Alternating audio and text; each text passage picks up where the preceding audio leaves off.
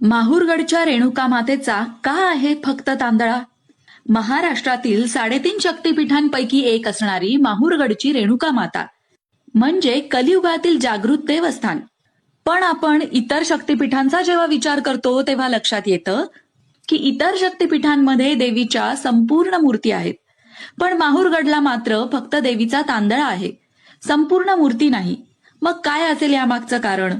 चला जाणून घेऊया. एका कथेनुसार रेणुका मातेचा वध त्यांच्या मुलाने म्हणजेच परशुरामाने आपल्या पितृ आदेशावरून केला. नंतर परशुरामांना आपल्या मातेची आठवण येऊ लागली. ते मोठे मातृभक्त होते. ते अत्यंत दुःखी आणि शोकाकुल झाले. त्याच वेळी आकाशवाणी झाली की तुझी आई तुला दर्शन द्यायला येत आहे, पण तू मागे वळून बघू नकोस. परंतु परशुरामांना आपल्या आईला भेटण्याची ओढ लागली होती, त्यामुळे त्यांनी मध्येच मागे वळून बघितलं. त्यावेळी रेणुका मातेचा फक्त चेहराच जमिनीतून वर आलेला होता. परशुरामांना तेवढाच दिसला. त्यामुळेच माहूरगडावर रेणुकेच्या या तांदळा रूपातील मुखाचीच पूजा केली जाते.